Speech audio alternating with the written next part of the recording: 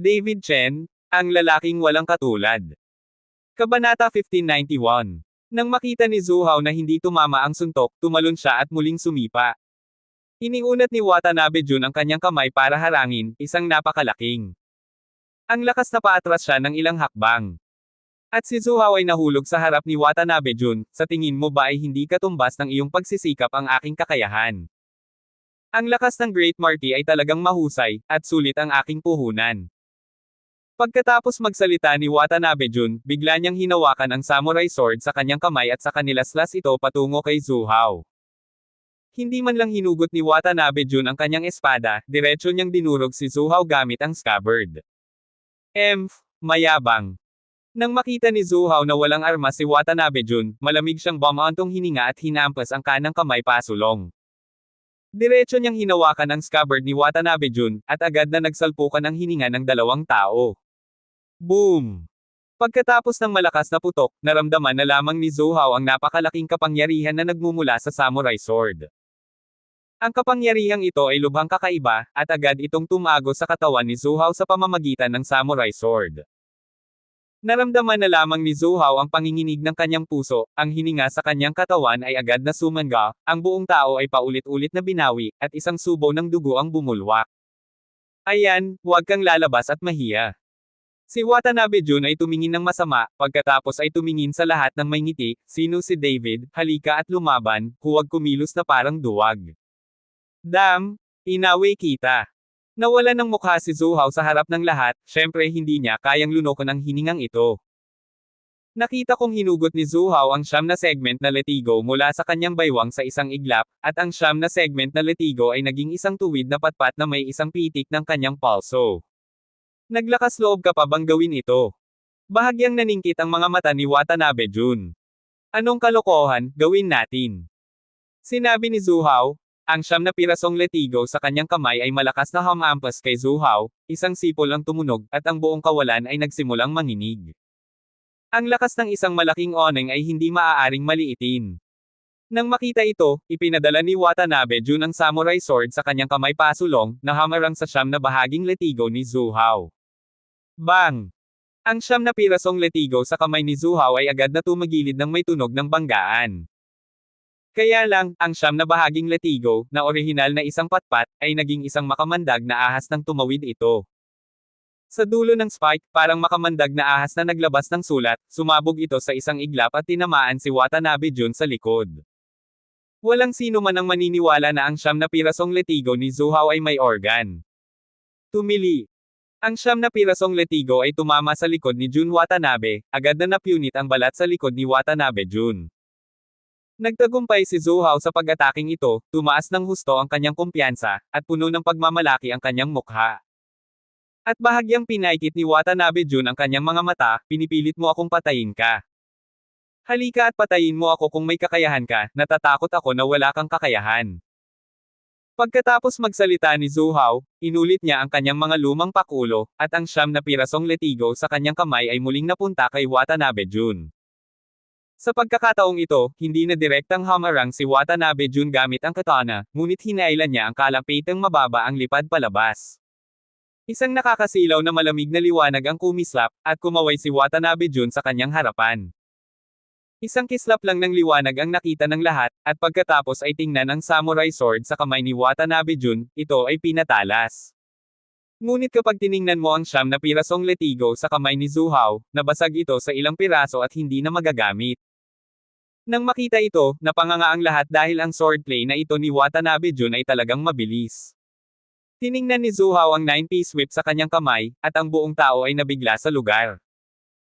Dapat mong malaman na ang kanyang siyam na pirasong letigo ay isang kayamanan na minana mula sa pamilya Zhou, at ang istruktura nito ay napakatigas, ngunit ang kalaban ay hindi nais na putulin siya ng madali. Nang natulala si Zhu Hao, hinampis ni Watanabe Jun ang ulo ni Zhu Hao gamit ang kanyang palad. Patay na kamay ang palad na ito, halatang pinapatay si Zhu Hao. Nang mag-react si Zhu Hao, huli na ang lahat. Sa tamang panahon. Nakatayo ang figure ni David, at sinundan niya ng palad si Watanabe Jun. Nagpatuloy sa pag-atres si Watanabe Jun, at niyugyug din ni David ang kanyang katawan. Sino ka? Bahagyang kumunat ang noo ni Watanabe Jun. Ako si David, hindi ka ba naparito para hamanin ako? Malamig na ngumiti si David. Tumingin si Watanabe Jun kay David na may galit at pamatay na intensyon sa kanyang mga mata. Pagkatapos ay tumingin si Zuhao kay David ng may pasasalamat, at sa wakas ay walang sinabi, ngunit umatras. Ang pagsunod kay Watanabe Jun sa laban na ito ay isang pagkawala ng mukha para sa kanya. Ang lakas ng loob mong lumabas ngayon lang, gusto mo bang ipaglaban kita kapag ubos na ang lakas ko? Naisip ni Watanabe Jun na lumabas si David sa oras na ito, tiyak na naglalaro siya. You don't deserve me to use tricks against you. Kung sa tingin mo naubos na ang lakas mo at hindi ka kapantay, pwede kitang hayaang gumawa ng 3 trick. Tulad ng sinabi ni David, inilagay niya ang kanyang mga kamay sa kanyang likuran. Kaagad na kinabahan ang maraming tao sa ginawa ni David. At ang Watanabe Jun na iyon ay agad ding nagalit at umungal, masyado kang mayabang, tingnan mo, hindi kita hahatulan sa kalahati. Sa sumunod na segundo, agad na inilabas ni Watanabe Jun ang kanyang samurai sword, bahagyang commandant ang kanyang katawan, at dumiretso siya kay David at pagkatapos ay pinutol ng isang espada. Napakabilis ni Watanabe Jun na hindi makita ng lahat ang kanyang katawan, tanging ang after image lang ng kutsilyo ang nasa ere. Swish! Ang samurai sword na may talim ng linglay ay direktang tumama sa ulo ni David. Ito ay upang patayin si David sa isang suntok. Sa harap ng isang malakas na suntok, ang mga kamay ni David ay nasa likod pa rin ng kanyang likuran, at hindi niya makita ang kaunting gulat sa kanyang mukha. Nang malapit nang maabot ng samurai sword si David, bahagyang nasa gilid ang ulo ni David at dumulas ang samurai sword sa mukha ni David. Ang marahas na talim ay humihip sa buhok ni David, at maging ang mga damit sa katawan ni David ay nanginginig. Ngunit nabigo siyang tamaan si David, at naiwasan ni David ang kutsilyo. May dalawa ka pang pagkakataon. Bahagyang tumingin si David kay Jun Watanabe at medyo mapaglarong sinabi. Sentensya ng kamatayan. Sa sobrang galit ni Watanabe Jun ay hindi niya inalis ang samurai sword sa kanyang kamay, bagkus ay tinaga siya sa gitna. Sa kabilang banda, bumangon si David mula sa lupa, ang kanyang katawan ay agad na nasa himpapawid, at ang talim ay naputol mismo sa ilalim ng mga paa ni David. Sumipol ang talim, at agad na pinutol ng talim ang ilang haligi sa hindi kalayuan. Bumagsak ang katawan ni David na lumulutang sa samurai sword ni Watanabe Jun. Naramdaman na lamang ni Watanabe Jun ang isang mabigat na puwersa sa kanyang kamay, at ang samurai sword sa kanyang kamay ay halos bumagsak sa lupa. Maingat itong tinapakan ni David, bumangon muli ang kanyang katawan, at saka mahinang bumagsak sa harapan ni Watanabe Jun. Naiwan ang huling galaw. Tiningnan ni David si Watanabe Jun ng may pang-aasar. Ano? Halos mamatay si Watanabe Jun sa galit, may hawak na patalim sa magkabilang kamay at laslasin si David sa gitna. Sa pagkakataong ito ay mas malaki ang puwersa at mas mabilis pa ang takbo. Kahit na ito ay isang malaking bundok, natatakot ako na maaari itong hatiin sa gitna. Ang lahat ay nagmamadaling tumingin kay David, ngunit nakita ang isang gintong liwanag na kumikislap mula sa katawan ni David, na napapalibutan ng isang gintong dragon sa kanyang kanang kamay. Sa kabilang banda, hindi umiwas si David, at nakita niyang nakahawak siya ng samurai sword. Paputol ba ang talim ng walang dala? Nagulat ang lahat nang makita ang eksenang ito. Tumili. Hinawakan ni Watanabe Jun ang espada sa magkabilang kamay, at sakto nang ilapat ang puwersa, ngunit bigla itong tumigil. Kabanata 1592. Para siyang mabilis na sasakyan na huminto sa isang iglap. Saglit na natigilan si Watanabe Jun, at pagkatapos ay puno ng hindi kapanipaniwala ang kanyang mga mata. Dahil sa sandaling ito, nakita niya na direktang hinawakan ni David ang kanyang samurai sword gamit ang kanyang kanang kamay, ngunit hinawakan pa rin ang talim na iyon. Ito. Hindi makapaniwala si Watanabe Jun sa lahat ng nasa harapan niya. Sa kabilang banda, pinanood ni Zuhao ang eksenang ito at mas nagulat nang malaman na madaling pinutol ni Watanabe Jun ang kanyang 9-piece na latigo gamit ang isang samurai sword, ngunit hindi niya sinaktan ang kamay ni David. Makikita kung gaano kalakas ang pisikal na katawan ni David. 3 taya ang lumipas. Pagkatapos magsalita ni David, bahagyang pinisil niya ang kanyang palad, at ang samurai sword ni Watanabe Jun ay nabali sa isang iglap. Sa pagkakataong ito ay lalong naguluhan si Watanabe Jun. Bago pa makapag-react si Watanabe Jun, itinaas na ni David ang paa at sinipa ito palabas.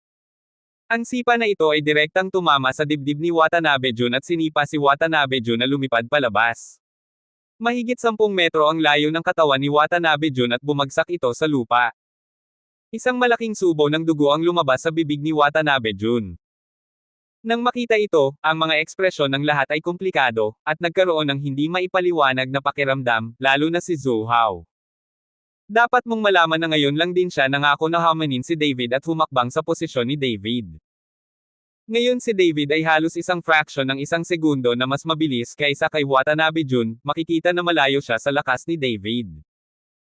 Hindi maintindihan ni Zhou Hao, halatang hindi mas mataas sa kanya ang lakas ni David, ngunit sa totoong labanan, madaling tumalon at lumaban si David. Hindi nila naiintindihan kung ano ang kinakatawan ng katawan ng gintong dragon ni David. Ito ang pinakamakapangyarihang pisika sa mundo, wala. Gustong tumayo ni Watanabe Jun, ngunit napag-alaman na ang sipa ni David ay halos masira ang kanyang mga panloob na organo. Puro dugo ang bibig ko. Si David ay humakbang pasulong at tinapakan ang ulo ni Watanabe Jun, dahilan upang ang mukha ni Watanabe Jun ay matibay na dumikit sa lupa. Nagpumigla si Watanabe Jun, ngunit walang kabuluhan. Dahil sa kababang ito, napakapangit ng mukha ni Watanabe Jun. Maaaring wala na ang iyong pamilyang Watanabe at nagpadala ka ng hamak na tulad mo upang harapin ako. Napatingin si David kay Watanabe Jun at malamig na sinabi. Nagpumigla si Watanabe Jun, puno ng galit ang kanyang mga mata, David, nangangahas ka bang hayaan akong bumangon? Kung hahayaan mo akong bumangon, tiyak na papatayin kita. Sa ngayon, sumisigaw pa rin si Watanabe Jun. Remember, tawagan mo ang mga ninuno mo at hahayaan kitang bumangon. Nakangiting sabi ni David. Halos hindi magalit si Watanabe Jun, ngunit natapakan ni David ang kanyang ulo at hindi siya makagalaw. Pinadala ka ng pamilya Watanabe dito, nakakahiya talaga sa isla kong bansa. Sa makapal na boses, pumasok si Kazuo Koguchi kasama ang dalawa pang sugo. Napatingin si David sa kanilang tatlo at napansin niyang wala man lang pagbabago sa aura ang tatlo, mga ordinaryong tao lang sila. Dahil dito, medyo kakaiba si David. Hindi niya maintindihan kung paano naglakas loob itong tatlong ordinaryong taga-isla na lumapit sa kanya. Mr. Koguchi, iligtas mo ako. Nang makita ni Watanabe Toshi si Kazuo Koguchi na paparating, agad siyang sumigaw. Si Kazuo Koguchi ay hindi tumingin kay Watanabe Jun, ngunit tumingin kay David at nakangiting sinabi, ikaw si David, tama. Mayroon kaming misyon na bisitahin ang iyong bansa, at si Watanabe Jun ay miyembro din ng misyon, kaya hindi mo siya maaaring patayin. Ba, pwede namang pumatay ng tao ang mga tao mo pero hindi ko siya kayang patayin. Sa tingin mo ba nasa bahay mo ito? Ngayon ay dapat siyang mamatay, dugo para sa dugo. Tumingin si David kay Kazuo Koguchi ng ganoon at humigop. Hindi niya maintindihan kung paanong ang ordinaryong lalaking ito na walang lakas ay nangahas na maging napaka-outspoken, dahil ba ito sa kanyang posisyon bilang misyonero. Sabi ko hindi niya kayang pumatay. Bahagyang nanliit ang mga mata ni Kazuo Koguchi at nawala ang ngiti sa kanyang mukha. Ibon ka ba? Hindi ba kung sasabihin mong hindi mo kaya? Papatayin ko siya ngayon at tingnan kung mapipigilan mo ako. Tulad ng sinabi ni David, itinaas niya ang kanyang paa at tinapakan ito. Itong hakbang pababa, pupugutin ang ulo ni Watanabe Jun. Ngunit nang malapit ng sumuko si David, bigla siyang nakaramdam ng nakakatakot na hininga, kaya napaatras kaagad si David. Matapos umatras ng mahigit 10 metrong magkasunod, pinatatag ni David ang kanyang katawan. Ngunit nang tingnan ni David si Kazuo Koguchi, napansin niya na tila ibang tao si Kazuo Koguchi, at ang hininga na bumubulusok mula sa kanyang katawan ay nagpasinde kay David. Kumunat ang noo ni David, puno ng pagtataka ang mga mata niya. Hindi niya naintindihan kung anong paraan ang ginamit ni Kazuo Koguchi para itago ang kanyang hininga nang hindi man lang ito na ilalabas. Salamat, Mr. Koguchi. Sinundan ni Watanabe Jun si Koguchi Kazuo para pasalamatan siya. Watanabe Jun, kaya mo pa bang lumaban? Tanong ni Kazuo Koguchi. Oo. Tumango si Watanabe Jun. Dahil kaya mo nang lumaban, ituloy natin. Ang ating mga mandirigma sa isla ay walang tradisyon na bumalik pagkatapos ng kabiguan. Sabi ni Kazuo Koguchi. Hello. Tumango si Watanabe Jun, puno ng determinasyong mamatay ang kanyang mga mata. Tumingin si David kay Watanabe Jun, kahit na madali niyang mapatay si Watanabe Jun, ngunit ang biglang pagsulpot ni Kazuo Koguchi ay nagselos kay David. Tila nakita ni Kazuo Koguchi ang pag-aalala ni David at bahagyang ngumiti, huwag kang mag-alala, hindi ako kikilos. Gusto ninyong dalawa na matuto sa isa't isa. Bilang pinuno ng operasyon, syempre susundin ko ang mga patakaran. Nang makitang sinabi ito ni Kazuo Koguchi, nakahinga ng maluwag si David. Pagkatapos ng lahat, ang paghinga ni Kazuo Koguchi ngayon ay masyadong nakakatakot. Hayaan mo na. Kumaway si David kay Watanabe Jun. Go! Tinapik ni Kazuo Koguchi si Watanabe Jun sa balikat. Ngunit sa kuha na ito, agad na nagbago ang aura ng katawan ni Watanabe Jun, pagkatapos nito ay mabilis na tumaas ang kapangyarihan at hindi nagtagal ay umabot na sa tuktok nito. Si Watanabe Jun ay nagpalabas ng isang nakakatakot na kapangyarihan. Sa sandaling ito, naging matalas ang mga mata ni Watanabe Jun, na para bang sila ay mata ng ibang tao. Medyo naging pangit ang mukha ni David dahil ang paghinga ni Watanabe Jun ay medyo katulad ng kay Kazuo Koguchi. Hindi naintindihan ni David ang ginawa ni Koguchi Kazuo kay Watanabe Jun. Ngayon ay ipapakita ko sa iyo ang tunay na kapangyarihan ng ating islang bansa. Mabagal na nagsalita si Watanabe Jun, ngunit sa pagkakataong ito ay nagbago pa ng boses si Watanabe Jun. Isa lang itong walang kaluluwa, kabaliwan, hintayin kitang patayin at sirain ang kaluluwa sa iyong katawan. Malamig na sabi ni David. Nakikita ni David na ang kasalukuyang pagganap ni Watanabe Jun ay ganap na pare-pareho sa pagkontrol sa kanyang kaluluwa at pagkontrol sa kanyang katawan.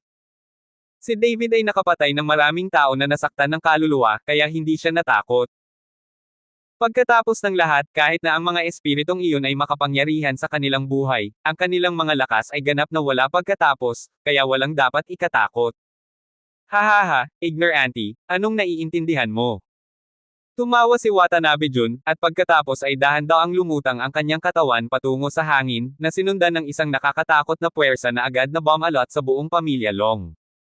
Sa pagkakataong ito, maraming tao ang kinabahan, at ngayon ay imposible na nilang iwan ang pamilyang Long.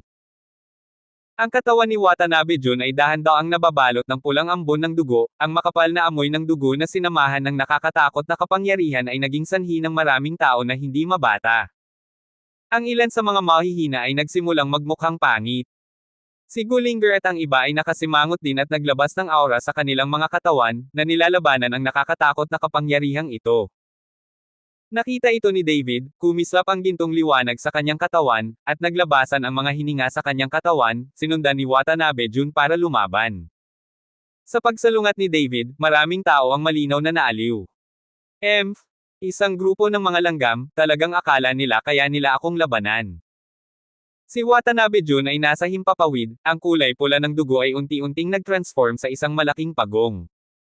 Kabanata 1593. Nakita ko ang isang malaking pagong na nakalabas ang ulo nito, at sa tuwing humihinga ito, isang nakakatakot na puwersa ang umaagos, na nagpapabigat kay David at sa iba pa. David, ito si Turtle's Breath Doffa, pigilan mo siya dali, hindi mo siya hahayaang matapos ang spell. Sa sandaling ito, tumingin si Geiyuhan sa malaking pagong sa hangin at sumigaw kay David. Ang dagandong ni Geiyuhan ay agad na nakakuha ng atensyon ni Kazuo Koguchi, at si Kazuo Koguchi ay malamig na tumingin kay Geiyuhan, na may kaunting pagtataka sa kanyang mga mata. Salamat sa sinaunang paraan ng paghinga ng pagong na ito, kakaunti na ang nakakaunawa nito ngayon, ngunit ayaw nilang makilala sila ng isang batang babae. Hindi alam ni Kazuo Koguchi na ang katawan ni Geiyuhan ay naglalaman na ngayon ng isang santo na nabuhay libu-libong taon na ang nakalilipas. Siyempre, alam niya ang lahat tungkol sa lumang pamamaraan. Anak pagong pala kayong lahat. Umungol si David, at agad na bumangon ang kanyang katawan mula sa lupa. Ang ginintoang kamao ay mabangis na tumama patungo sa condensed turtle. Nang makitang direktang umaatake si David, hindi natarante si Watanabe Jun, dahil ginamit niya ang hininga ng pagong upang agad na bumuo ng selyo sa pagitan ng kanyang mga palad, na bumubuo ng isang hadlang sa kanyang harapan. Kapag kumpleto na ang Turtle Breath Doffa, walang sino man sa inyo ang gugustuhing umalis dito ng buhay. Si Watanabe Jun ay may mahinang ngiti sa kanyang mukha. Mabilis na dumating ang katawan ni David, kumikinang ang kanyang gintong kamao, at umuungal ang isang gintong dragon mula sa katawan ni David. Nasira ang harang sa isang iglap, nang walang kaunting hadlang. Paano kaya? Nagbago ang mukha ni Watanabe Jun, at ang buong pagkatao niya ay puno ng pagtataka. Pati si Kazuo Koguchi nakasimangot. Tingnan natin kung paano kayo tinuturuan ng mga anak nating dragon mga anak ng pagong. Malamig na bumantong hininga si David, at dumiretso kay Watanabe Jun ang hiningang lumabas sa kanyang katawan. Biglang umatras ang figure ni Watanabe Jun, nakapatong ang mga paa sa likod ng pagong, at hindi niya alam kung ano ang sasabihin sa bibig. Pagkatapos, sa pagitan ng mga paghinga ng pagong, ang kanyang daliri ay bahagyang kumamo, at pagkatapos ay isang nakabulag na puting liwanag ang kumislap. Walang limitasyong kapangyarihan ng pagong. Umungol si Watanabe Jun, at isang nakasisilaw na puting liwanag ang agad na bumungad kay David. Nang makita ito ni David, kumislap ang kanyang anyo at gusto niyang magtago, ngunit ang puting liwanag ay agad na naging malaking lambat, at bago pa makareact si David, tinakpan nito si David. Biglang natrap si David, at hindi nagdalawang isip si Watanabe Jun. Gamit ang isang kumpas ng kanyang palad, isang dugong samurai sword ang lumitaw sa kanyang kamay.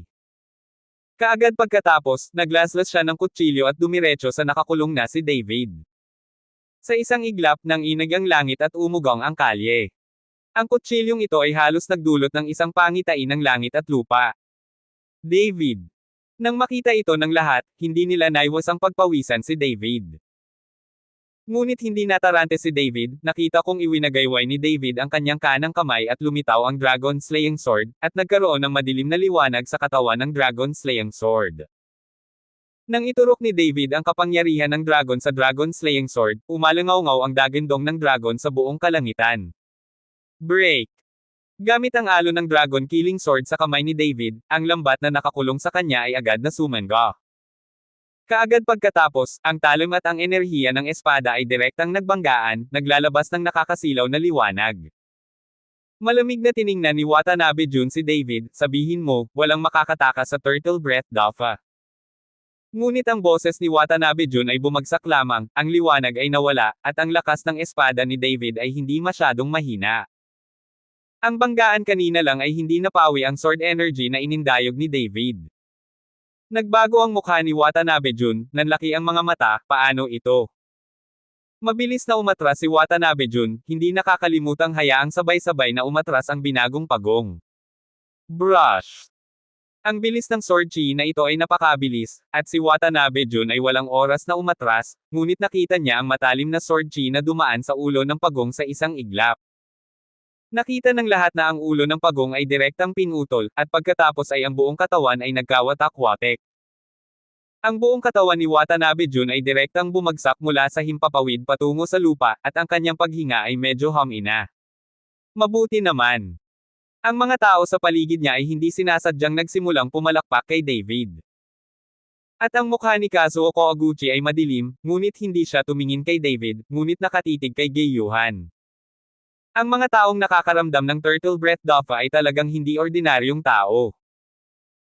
Pangit ang mukha ni Watanabe Jun, bumangon siya mula sa lupa, at may lumabas na dugong samurai sword sa kanyang kamay, at mayroong hindi mabilang na mga espiritu sa paligid ng samurai sword, na nagpapakita na hindi alam ni Watanabe Jun kung gaano karaming tao ang mayroon siya. Pinatay. Isang dugong pulang ilaw ang kumislap, at ang buong katawan ni Watanabe Jun ay naging pula, na parang natatakpan ng dugo. Hindi mabilang na mga patay na hininga ang lumabas mula kay Watanabe Jun, tulad ng hininga sa dagat ng dugo sa bundok ng mga bangkay.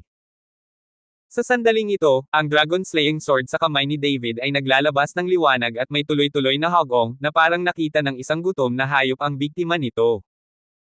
Ang mga galit na espiritu sa paligid ng samurai sword ni Watanabe Jun ay tila naramdaman ang hininga ng Dragon Slaying Sword. Nang makita ito, napangiwi si Watanabe Jun. Bago ang labanan, duwag ang sandata sa kanyang kamay. Sunugin mo ang iyong dugo at buhayin ang iyong espiritu ng Bushido.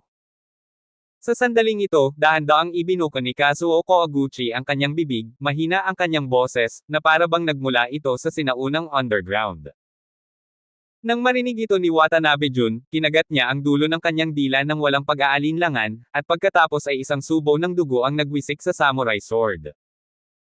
Ang pulang dugong samurai sword ay tila nasa sabik nang makatagpo ito ng dugo, at ang umiiwas na mapait na espiritu ay umuungal din na parang isang hayop. Ang mga wraith ay umaatake.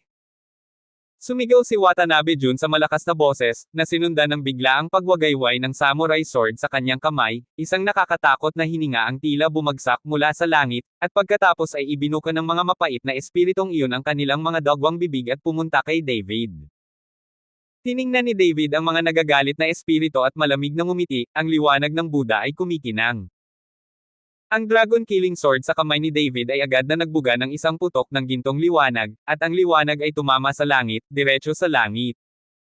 Kaagad pagkatapos, tulad ng araw, ang mga sinag ng liwanag ay kumalat at sumikat sa buong mundo. Ang orihinal na masasamang espiritong ito, pagkatapos na maaninag ng gintong liwanag na ito, ay biglang nagpumiglas sa sakit at sa wakas ay naging isang bughaw na buga ng usok at nagkalat sa hangin. Nawala ang galit na espiritu, ngunit nanatili ang ginintoang liwanag, isang nakasisilaw na ginintoang liwanag ang agad na sumikat sa katawan ni Watanabe Jun, at biglang nagpakita ng gulat si Watanabe Jun, na sinundan ng masakit na pakikibaka. Ang itim na ambon ay sumangga mula sa katawan ni Watanabe Jun at pagkatapos ay mabilis na nawala, ngunit sa sandaling ito, bahagyang nanginig ang katawan ni Kazuo Koiguchi. Nang makita ni David ang eksenang ito, bahagyang tumaas ang gilid ng kanyang bibig, parang ganito. Ngayon lang, naramdaman ni David ang hininga ni Watanabe Jun na biglang tumaas sa langit, at ang kaluluwa ay dapat na angkinan, ngunit hindi niya inaasahan na si Kazuo Koiguchi ay buhay pa, ngunit maaari siyang magpadala ng soul ray sa katawan ng ibang tao. Hindi pa nakita ni David ang discarding ito, at hindi niya maiwasang maging interesado kay Kazuo Koiguchi.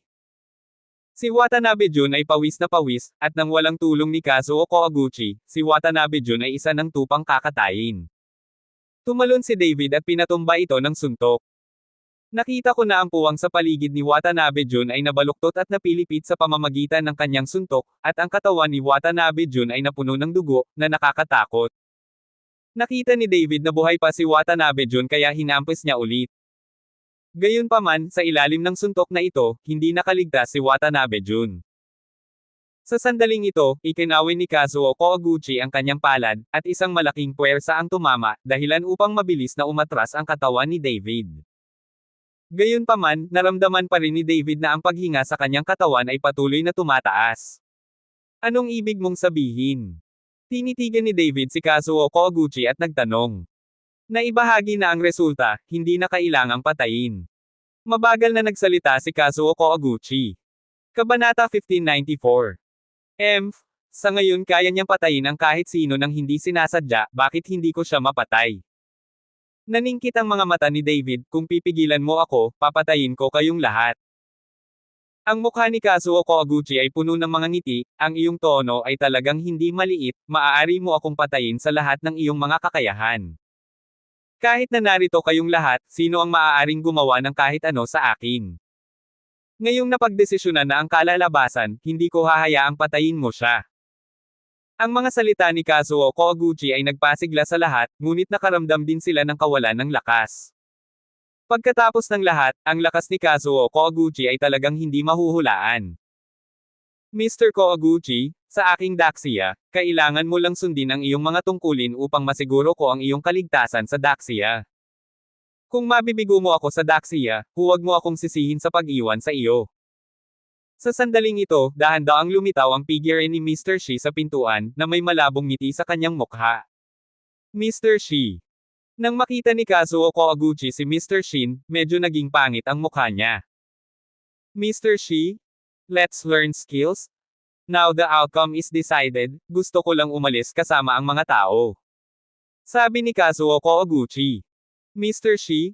Pagdating ng lalaking ito, itinaas niya ang kanyang kamay para pumatay. Hindi kaya ang buhay niya ay buhay, ngunit ang buhay natin ay hindi buhay. Sabi ni David kay Mr. Shi. Inutusan ni Shi si David gamit ang kanyang kamay, at pagkatapos ay sinabi kay Kazuo Koiguchi, ang kompetisyon ay isang buhay at kamatayan na pakikibaka. Naaalala ko ang espiritu ng Bushido ng iyong isla na hindi nagpapahintulot sa mga natalo na mabuhay. Dahil sa sinabi ni Mr. Shin, hindi na nakaimik si Kazuo Koiguchi. Sa sandaling ito, si Watanabe Jun, na naghihingalo na, ay biglang tumayo at biglang inilabas ang kanyang punyal. Hindi pa tapos ang pagsubok.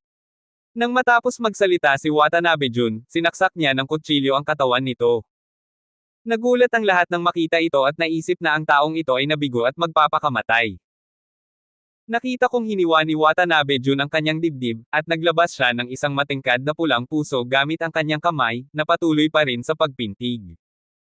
Sa eksenang ito, maraming babae ang natakot kaya napasigaw sila at napapikit. Nakita ko ang puso ni Watanabe Jun na nagsimulang kumikislap sa isang mapanlikhang liwanag, at pagkatapos ay tinakpan ng liwanag na ito ang buong katawan ni Watanabe Jun.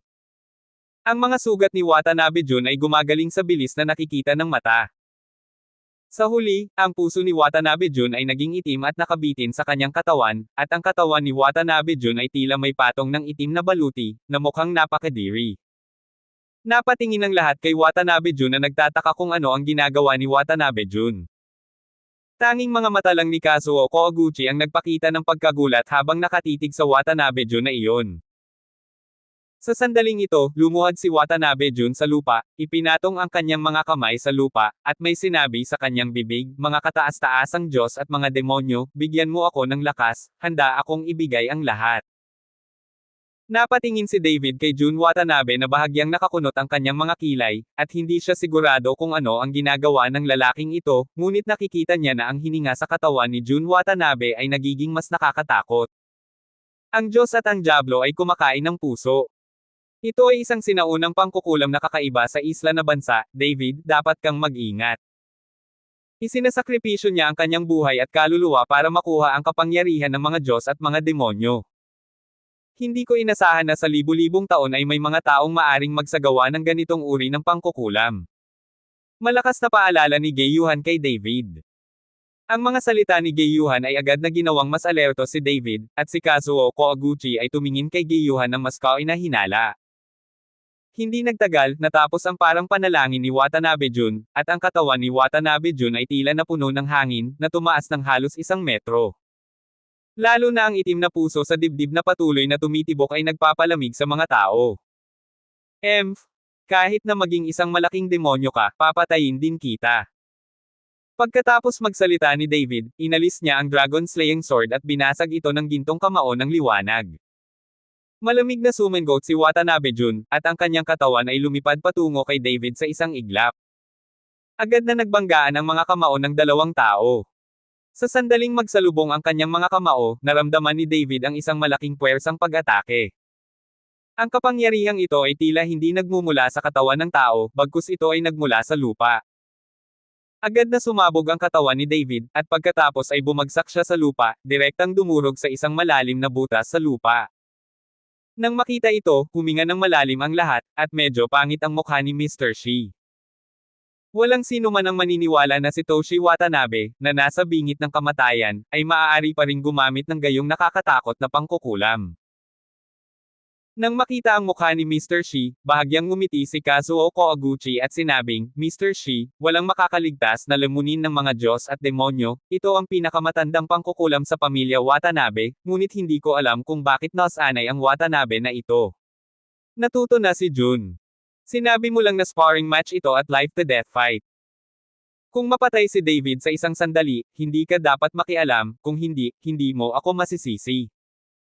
Puno ng pagmamalaki ang mga mata ni Kazuo Koguchi. Hindi tiyak kung sino ang mabubuhay at kung sino ang mamamatay, maghintay at tingnan. Mahinang sabi ni Mr. Shi. Sa puntong ito, dahan-daang tumayo si David, nakatingin kay Jun Watanabe sa harapan niya, medyo excited ang mukha nito. "Ngayon ay gagamitin kita para pakalmayan ang aking katawan." Nang matapos magsalita si David, diretso niyang binaril si Watanabe Jun. Hindi rin duwag si Watanabe Jun, dumiretso papasok. Walang ibang magagarang galaw ang dalawa, suntok-suntok lang at tamaan sa laman. Ilang beses na itinumba ang katawan ni David, ngunit hindi nagtagal ay sumugod si David. Sa sandaling ito, si David ay parang isang walang kapantay na Xiaoqiang. Makalipas ang 10 minuto, naging matapang si David, at nagsimulang maubos ang lakas ng katawan ni Watanabe Jun. Sa pagkakataong ito ang kanyang mukha ay naging pangit na Kazuo Koguchi. Hindi niya inaasahan na si Watanabe Jun, ang panganay sa pamilya Watanabe, ay gumamit ng pangkukulam, ngunit hindi pa rin niya mapatay si David. Ang pisikal na katawan ni David ay talagang napakalakas, at si Kazuo Koguchi mismo ay nagsimulang mag-alinlangan kung kahit na siya ay bumaril, maaari niyang patayin si David sa isang suntok. Okay, hindi na ako makikipaglaro sa'yo. Tumawa si David, at pagkatapos ay nagsimulang mapalibutan ng gintong liwanag ang kanyang katawan, na sinundan ng gintong dragon na umikot sa likod ni David, na naglalabas ng alulong ng dragon. Pagkatapos nitong basbas ng gintong dragon, nagsimula ring tumaas ang aura ni David. Narito ang aking hindi nasisira na gininto ang katawan. Ang katawan ni David ay nagsimulang lumiwanag sa isang gintong liwanag, at pagkatapos ay kumikinang nakaliskis ang tumakip sa kanyang buong katawan. Maya-maya, tumayo si David sa harap ni Watanabe Jun na parang mandirigmang nakasakay sa dragon. Ang makapangyarihang katawan ni David, na sinamahan ng pagpapala ng hindi masisira na gininto ang katawan, ay agad na naabot ni David ang hindi masisira na antas. Tumingin si Kazuo Koguchi kay David na may malalim na pagtataka sa kanyang mga mata. Ngunit si Watanabe Jun ay nagtiwala sa kanyang sariling mga Diyos at demonyo, at hindi siya natakot kay David, at sinaktan si David ng suntok. Bang! Malakas na tumama ang kamao ni Watanabe Jun sa dibdib ni David. Ngunit sa pagkakataong ito, hindi tulad ng mga nauna, hindi gumagalaw ang katawan ni David. Ang suntok ni Watanabe Jun ay parang tinamaan ng bakal. Sa pagkakataong ito, nagbago ang mukha ni Watanabe Jun, at hindi kapanipaniwala ang kanyang mga mata. Pag-aari niya ang kanyang buhay at kaluluwa, at hindi man lang siya nagkaroon ng pagkakataong muling magkatawang tao. Sa huli, hindi siya ang kalaban ni David. Nagulat na lang si Watanabe Jun, pinalo ni David ang kanyang kamao kay Watanabe Jun. Nahulog ang katawan ni Watanabe Jun ng mataas sa isang suntok at saka bumagsak sa lupa. Tumalon din ang katawan ni David. Pagkatapos ay tinapakan niya si Watanabe Jun, at diretsyong tinapakan ni David ang katawan ni Watanabe Jun ilang metro sa ilalim ng lupa. Wala nang lakas si Watanabe Jun para lumaban. Maya-maya, dahan-daang nabalot ng itim na gas ang katawan ni Watanabe Jun. Nang sumangaw ang itim na gas, naglaho ang katawan ni Watanabe Jun, na wala ni kay titing na bakas. Kabanata 1595. Ang galing ni Mr. Chen. Ang galing ni Mr. Chen. David, ang galing mo, mahal kita.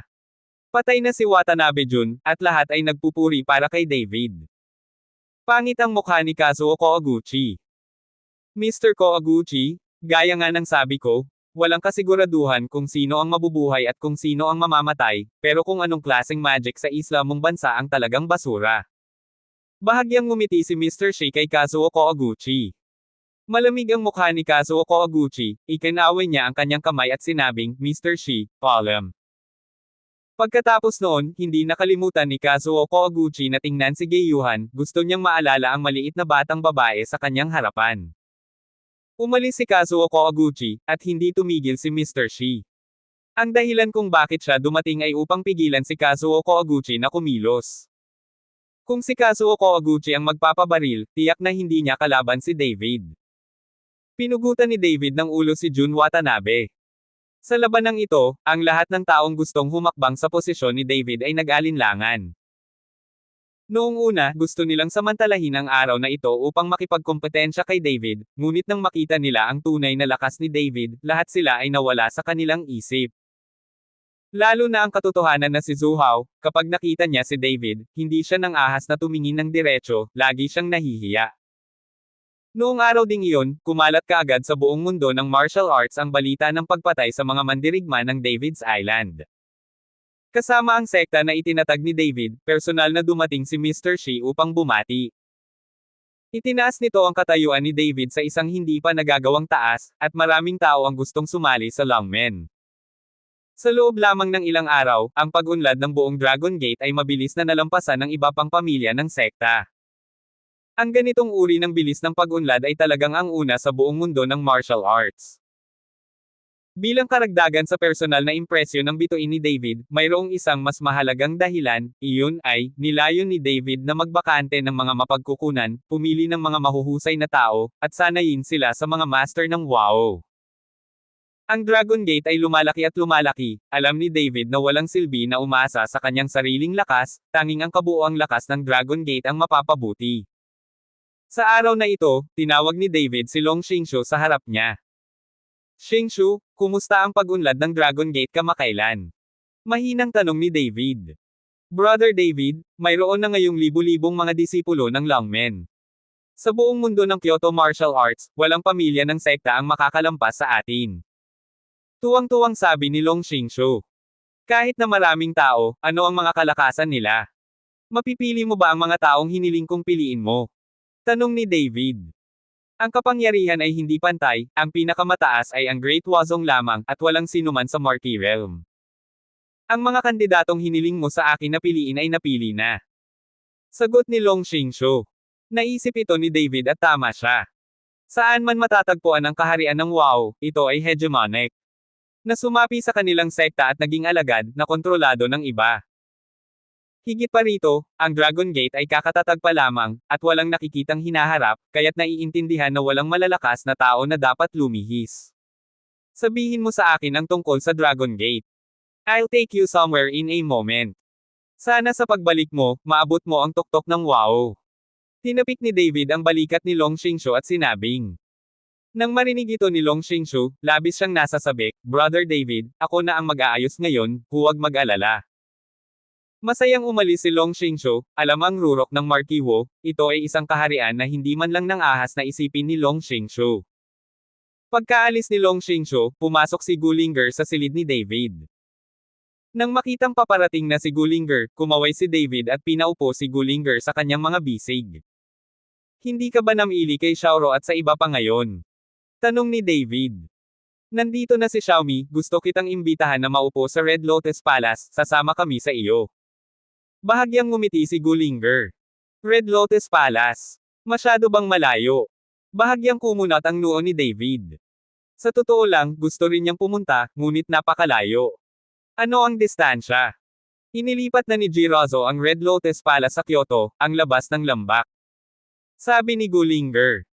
Nang marinig ito ni David, bigla niyang naalala ang sinabi ni Xiaomin sa kanya na pinaplano ni Jirazo na ilipat ang Red Lotus Palace sa Kyoto. Hindi ko inaasahan na ganoon kabilis ang paggana nito. Sige, tingnan natin. Alam ni David na inilipat ni Jirazo ang Red Lotus Palace dahil sa kanya, kaya gusto niyang pumunta doon para makita kung kailangan ng tulong ni Jirazo. Nang lumabas si David kasama si Gullinger, nalaman niyang naroon din sina Geiyuhan, Xiaoro at iba pa, at baka gusto nilang pumunta sa Red Lotus Palace ng magkasama. Sinundan ng grupo si Xiaomin patungo sa Red Lotus Palace. Pinili ni Jirazo ang Red Lotus Palace bilang isang lokasyon na malayo sa kabisera. Ito ay isang malayong lugar, kahit na ito ay medyo hindi komportable, maaari pa rin itong maging isang masayang lugar. Kung tutuusin, puro babae ang Red Lotus Palace, kaya hindi maiiwasang may maniktik dito. Sa pagdating, natuklasan ni David na ang mga kondisyon sa lugar na pinili ng Red Lotus Palace ay talagang mahirap at ang ilan sa mga tirahan ay hindi perpekto.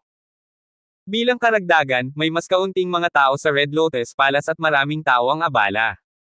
Xiaomin, bakit kakaunti ang tao sa Red Lotus Palace mo? Nagtatakang tanong ni David. Maraming tao ang ayaw umalis, kaya ang mga taong ito lang ang sumunod. Ipinaliwanag ni Xiaomi. May hindi maipaliwanag na emosyon sa mukha ni David, alam niyang ginawa ni Jirazo ang lahat ng ito para sa kanya. Pero ano ang maibibigay ko kay Jirazo? Nang makita ni David si Jirazo, napansin niyang medyo pagod ang mukha ni Jirazo. Dito ka na, maupo ka na. Ngunit pagkatapos makita si David at ang iba pa, si Jirazo ay may ngiti pa rin sa kanyang mukha. Sister Razo? Medyo matanda ka na, bakit hindi mo sabihin sa amin ang kahit ano, makakatulong kami? Nakita ni Gullinger si Jirazo na lumitaw at humakbang pasulong at sinabi. Sister Linger, kakayanin ko ang maliit na bagay na ito sa aking sarili. Kung hindi ito magagawa, hihilingin ko kay Xiaomi na tawagan ka rito. Bahagyang ngumiti si Jirazo. Well, we'll live here in the future too. With you, we can help each other when we have something. Tumango si Gullinger. Dahil dito, medyo nalito si David, at nagtataka siyang tumingin kay Gullinger, sa Red Lotus Palace ka rin ba titira? Oo, napagkasunduan na namin na kapag lumipat si Sister Razo, sabay kaming lilipat. Lahat ng babae dito, at maginhawa. Tumango si Gullinger. Dito ba kayo nakatira lahat? Tanong ni David na hindi pa rin makapaniwala. Kalokohan, kasi nandito tayo, syempre lahat tayo dito nakatira, this is not for your benefit, makikita mo kaming lahat pagdating mo. Sumulyap si Xiaolan kay David at sinabing, kung titingnan mo ito sa ganitong paraan, hindi ba ang Red Lotus Palace na ito ay magiging harem ni Brother David, at pagkatapos ay tretuhin si Brother David na parang isang emperador.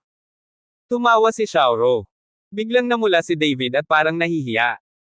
Nang makita ito ng ilang batang babae, lahat sila ay tumawa, at ang mga pagbabago sa mukha ni Jirozo ay natangay din. Hindi nagtagal si David sa Red Lotus Palace. Kaagad pagkatapos bumalik, inayos niya si Long Xingshu na magpadala ng isang tao sa Red Lotus Palace para tumulong sa pagtatayo ng Red Lotus Palace. At inihayag din ng Red Lotus Palace ang pag-iisa ng Dragon Gate sa unang pagkakataon. Sa ganitong paraan, ang Red Lotus Palace ay tunay na naging harem ni David. Nang si David ay masiglang naglilinang ng longmen, si Ningji ay nababad sa isang malaking pool na puno ng itim na tubig sa Martial Arts Alliance. Sa sandaling ito, ang mukha ni Ningji ay nakakatakot, at mukhang siya ay dumaranas ng matinding sakit. Ang itim na ambon ay patuloy na nagmumula sa katawan ni Ningji, at ang tubig sa pool ay kumukulo. Kinagat ni Ningji ang kanyang mga ngipin, at lumabas ang mga ugat sa kanyang noo. Hanggat magpapatuloy ka sa loob ng 49 na araw, ang iyong pisikal na katawan ay maaaring maging matagumpay. Ang dahilan kung bakit hindi mo kayang labanan si David ay dahil ang pisikal na katawan ni David ay masyadong malakas, kailangan mo ring pigilan ang iyong sariling pisikal na katawan. Maaaring tanggalin ni Daneng ang bulok na buto ng likido upang maibsan ang iyong katawan, na nagpapakita na napakahalaga sa iyo ni Daneng. Sabi ni Soul Ningji. Huwag kang mag-alala, Senyor, kakayanin ko ito. Kinagat ni Ningji ang kanyang mga ngipin at saka galit na sumigaw, lalong kumulo ang itim na tubig sa pool. Kabanata 1596. Sa Daxia, sa isang napakailang na kalsada, isang itim na kotse ang mabilis na nagmamaneho. Nakaupo sa kotse sina Kazuo Koguchi at dalawa pang messenger. Sa puntong ito ay nakasakay na sila sa eroplano pauwi. Binugbog ni David si Watanabe Jun hanggang sa mamatay, kaya hindi na kailangang manatili ang kanilang mga mensahero. Kaya lang pagkatapos ng ilang tao na bumili ng tiket sa eroplano, nakatakas ang Golden Cicada at hindi na bumalik sa China. Koguchi-sama, saan tayo pupunta? Tanong ng messenger this time. Drive. Huwag ka nang magtanong. Bahagyang ipinikit ni Kazuo Koguchi ang kanyang mga mata at mahinang sinabi. Ang mensahero ay hindi nang ahas na magsalita, ngunit nagpatuloy sa pagmamaneho, at nang walang tao at walang mga kalsada, ang sasakyan ay huminto. Bumaba si Kazuo Koguchi sa sasakyan at tumingin sa marilag na kabundukan at walang hanggan na birhen na gubat, na may malabong ngiti sa kanyang mukha. It's been over 20 years, hindi ko akalain na magkakaroon ako ng pagkakataong bumalik. Pagkatapos magsalita, sumugod si Kazuo Koguchi sa sinaunang kagubatan, at sinundan siya ng dalawang mensahero. Pagkaraan ng mahigit kalahating oras na paglalakad, biglang huminto si Kazuo Koguchi at ang iba pa, at pagkatapos ay kaway-kaway ang kanilang mga palad, dalawang figure ang lumitaw ng direkta sa harap ng orihinal na blankong mga mata. Mabilis na inihagis ng dalawang karakter na ito ang mga arma sa kanilang mga kamay, diretso kay Kazuo Koguchi. Gayunpaman, madaling nahuli ni Kazuo Koguchi ang baril at pagkatapos ay ibinagsak ito sa lupa. Ang dalawang figure ay natigilan saglit, at pagkatapos na magtinginan, ang kanilang mga figure ay nawala sa manipis na hangin. Ngunit muling ikinaway ni Kazuo Koguchi ang kanyang kamay, at muling lumitaw ang dalawang figure. Isang grupo ng mga taong parang baboy, ang mga checkpoint ay hindi nagbabago sa loob ng 20 taon. Galit na sabi ni Kazuo Koguchi. Sa sandaling marinig ito ng dalawang karakter, mas naging malinaw ang kanilang mga karakter. Nakita ko ang dalawang samurai na nakasuot ng itim na samurai na uniforme at may hawak na samurai sword, nalilitong nakatingin kay Kazuo Koguchi at sa iba pa. Nang makita ito ng mga mensahero sa likod ni Kazuo Koguchi, nanlaki ang kanilang mga mata. Hindi nila inaasahan na pati ang mga mandirigma mula sa kanilang isla na bansa ay lilito sa rehiyon ng Daxia. Sino ka? Tanong ng isa sa mga samurai. Hayaan mo akong makita si Onojiro, ang tanga na ito. Sabi ni Kazuo Koguchi na may malamig na mukha. Nang marinig ito ng dalawang samurai, nagulat silang lahat, tapos ang isa sa kanila ay tumalikod at mabilis na tumakbo palayo. Hindi nagtagal, sumugod ang samurai kasama ang isang medyo may edad na lalaki. Nang makita ng nasa katanghaliang gulang na lalaki si Kazuo Koguchi, nagulat siya at mabilis na humakbang pasulong at sinabing, "Tinatanggap namin si Lord Koguchi." Nagtataka ako kung bakit biglang pumunta rito si Lord Koguchi. May mga bagong order ba mula sa headquarters? Tumingin si Kazuo Koguchi kay Jiro Ono sa harap niya, at humakbang siya at sinuntok siya ng 2 beses. Walang lakas ng loob na magsalita si Ono Jiro, ipagpatuloy lang niya ang pag-hello. Tulala ka na parang baboy, hindi flexible ang checkpoint at nagpapadala ka ng ganitong uri ng basura sa emergency room, hinayaan mo bang makaalis ang pinto? Nagmura si Kazuo Koguchi. Mr. Koguchi, hindi pa kami nalantad dito sa mga nakaraang taon, at wala pang nakapunta dito. Paliwanag ni Ono Jiro.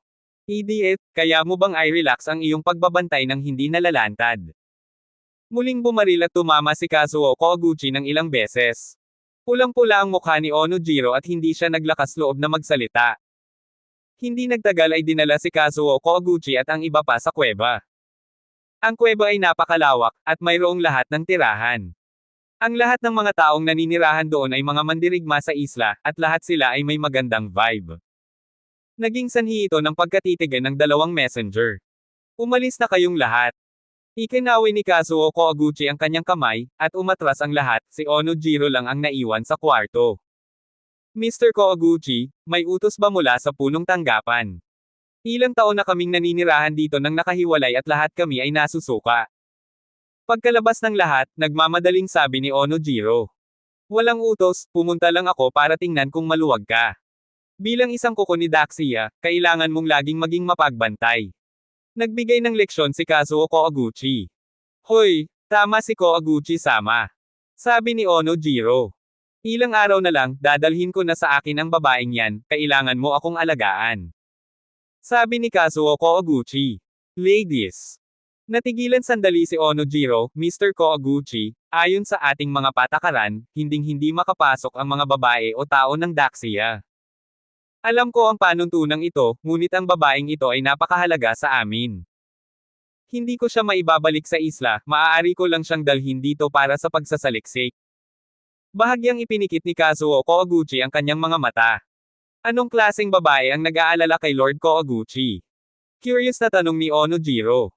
Baga, kumunat ang noo ni Kazuo Koguchi, hindi ka kwalipikadong itanong ang mga tanong na ito. Naiintindihan. Paulit-ulit na tumanggo si Ono Jiro. Isang araw lang nanatili si Kazuo Koguchi sa secret base at mabilis na umalis. Pero sa pagkakataong ito siya na lang ang natitira. Kyoto, Dragon Gate. Mayroong mahigit 100 tao na nakatayo sa plaza. Ang mga taong ito ay may iba't ibang lakas, ngunit sila ay puno ng lakas at lakas. Kapatid na David, ayon sa iyong kahilingan, ang mga taong ito lamang ang pipiliin sa ngayon. Sinabi ni Long Xingsho kay David. Bahagyang tumanggo si David, ang mga sundalo ay mahalaga, at hindi marami sa kanila. Naipaliwanag mo ba ng malinaw kung ano ang dapat mong ipaliwanag? Napaliwanag na ang lahat. Sabi ni Long Xingsho. Okay, then let's get going now. Pagbalik natin, sana makapunta ka sa tuktok ng marquee. Tinapik ni David ang balikat ni Long Xingsho. Kuya David, ano ang lugar kung saan mabilis na nagsasanay ang mga tao? Nagtataka na tanong ni Long Xingsho. Malalaman mo kapag pumunta ka. Napangiti ng mahina si David.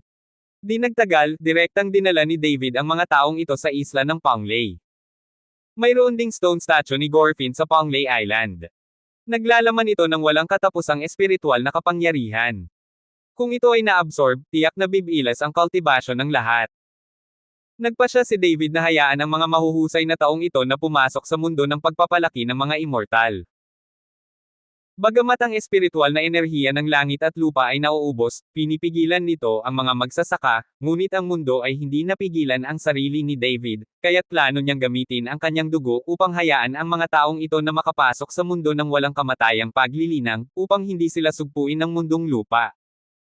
Sa malapit na hinaharap, kung ang espiritual na enerhiya ay naibalik, ang mga Diyos at mga demonyo ay muling lilito at ang mundo ng martial arts ay magsisimulang maging malungkot. Kung gusto ni David na manig, kailangan niyang magsimula ngayon.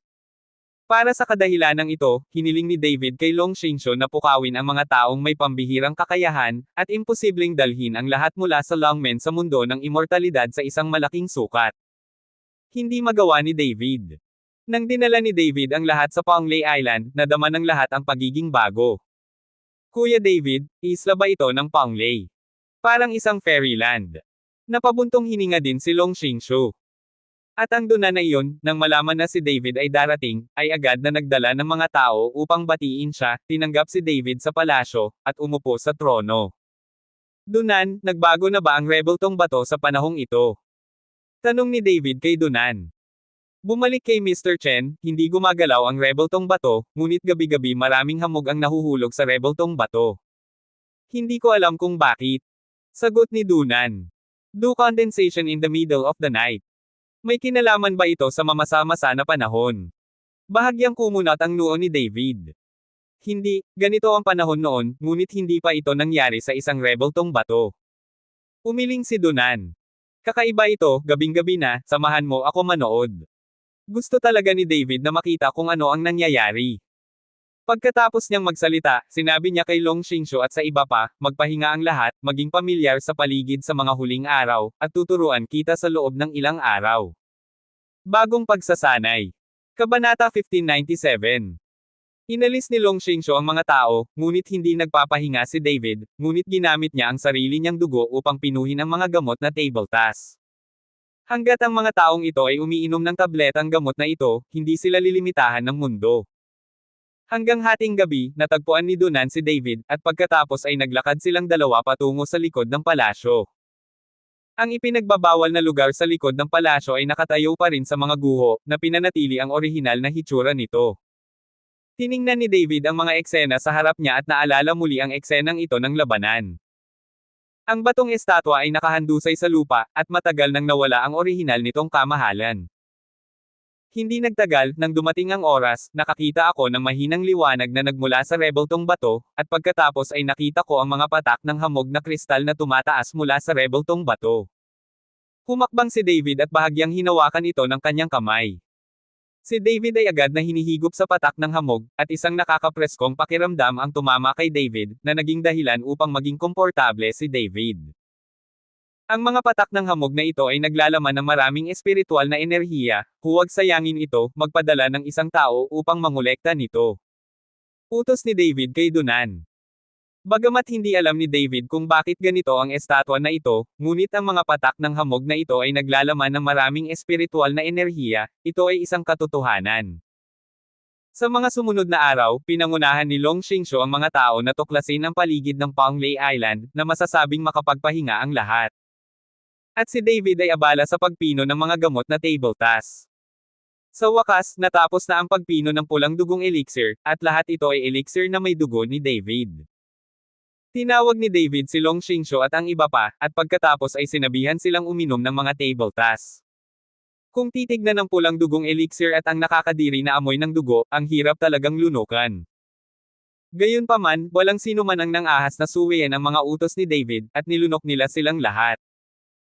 Nang pumasok sa katawan ang medicinal pill, naramdaman lang ng lahat ang mainit na agos na dumadaloy sa buong katawan, at tila nagbago ang mga meridian at maging ang dugo.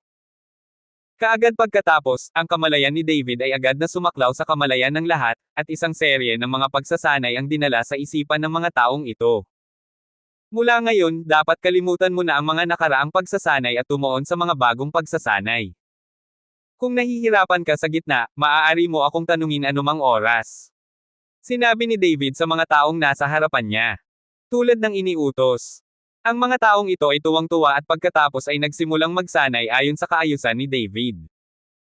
Habang ang mga taong ito ay nagsasanay, si David ay hindi walang ginagawa, siya ay nanatili sa harap ng batong rebulto buong araw, na sumisipsip ng espiritual na kapangyarihan sa batong rebulto. At ang estatwa ng bato ay naglalabas ng aura tuwing gabi, na nagiging mga patak ng hamog, at hiniling ni David kay Dunan na kolektahin ang mga patak ng hamog na ito at ipadala ito sa Long Xingshu. Ganito ginugugol ng mga taong ito ang kanilang mga araw sa Ponglei Island. Sa kabilang panig ng kabisera, kahit na wala si David, ang buong mundo ng martial arts ay mapayapa, at walang nang-ahas na guluhin si Longmen. Tulad ng para kay Gullinger at sa iba pa, sila ay nanirahan ng comfortable sa Red Lotus Palace. Isang grupo ng mga batang babae na magkasama, nag-uusap at nagtatawanan, napakasaya. Ang mga taong ito lalo na gustong makinig kay Gayuhan na nagsasabi ng mga kakaibang bagay tungkol sa nakaraan. Gayunpaman, hindi nila alam na ang sinabi ni Gayuhan ay mula sa personal na karanasan, hindi sabi-sabi. Sa tanghali, ilang mga batang babae ang nagtipon muli para sa hapunan. Bakit hindi mo nakikita ngayon si Sister Yuhan? Hinihintay ko pa rin siyang magsalita tungkol sa muling pagkabuhay ng mga immortal. Tumingin si Xiaoro at napansing wala si Gayuhan, kaya nagtanong siya. Baka may nangyari. Hindi na natin siya hihintayin. Feeling ko minsan misteryoso si Sister Yuhan. Sabi ni Gullinger. Walang pakialam ang lahat, at nagsimulang kumain. Ngunit hindi ko alam, sa sandaling ito, si Gayuhan ay nasa kotse na umaakyat palabas ng Kyoto. Napapikit ng mariin ang mga mata ni Gayuhan, at napakapangit din ng mukha niya. At si Kazuo na Koguchi ang nagmamaneho. Sa hating gabi, inihinto ni Kazuo Koguchi ang sasakyan, at pagkatapos ay kinuha si Gayuhan at naglakad patungo sa masukal na kagubatan. Sa sandaling ito, matino na si Gayuhan, nakatingin kay Kazuo Koguchi sa harap niya, hindi siya nagpanik. Dinala ni Kazuo Koguchi si Gayuhan sa lihim na base, at siya ay gum-on. Nang makita ni Onojiro na bumalik si Koguchi, mabilis itong nagtanong, Mr. Koguchi, saan nakakulong ang babaeng ito? Damn, napakalakas ng babaeng ito, dapat ipadala siya sa Class A cell. Sabi ni Kazuo Koguchi. Tumango si Onojiro, at pagkatapos ay nagpadala ng isang tao upang hawakan si Gayuhan. At hinubad ni Kazuo Koguchi ang kanyang sando, at isang nakakagulat na sugat ang lumitaw sa kanyang balikat. Sa pagtingin sa sugat sa kanyang katawan, ang mga mata ni Kazuo Koguchi ay nagpakita ng mabangis na ekspresyon. Matapos gamutin ang simpleng sugat, naglakad si Kazuo Koguchi patungo sa selda at pagkatapos ay kumaway kay Jiro Ono, lahat kayo lumabas, may sasabihin ako sa batang babae. Naglakad si Kazuo Koguchi patungo sa isang selda na nakabalot sa isang pormasayon na maaaring supilan ang kapangyarihan ng mga taong nakakulong sa loob. Gayunpaman, laban kay Kazuo Koguchi, hindi natarante si Gayuhan. Sino ka? Bakit alam mo ang lihim na mahika mula sa libo-libong taon na ang nakalilipas? Isinilang ka ba muli o sinapian ka ng kaluluwa? Tanong ni Kazuo Koguchi kay Gayuhan. Si Gayuhan ay hindi nagpakita ng bahid ng pang-aalipusta, hindi ko sasabihin sa iyo kung ano ang aking pagkakakilanlan, maaari mong i-research ito mismo kung mayroon kang kakayahan. Bahagyang nanliit ang mga mata ni Kazuo Koguchi, at ang kamalayan ay agad na bumalot kay Gayuhan. Ngunit nang tumagos ang divine sense na ito sa katawan ni Gayuhan, agad nitong pinutol ang kapangyarihan sa katawan ni Gayuhan. Nagulat si Kazuo Koguchi, at ang kanyang katawan ay mabilis na binawi, ikaw. Ang iyong kapangyarihan ay hindi napigilan. Itinaas ni Gayuhan ang gilid ng kanyang bibig, ang iyong maliit na pandaraya, sa aking paningin, ikaw ay mga langgam lang.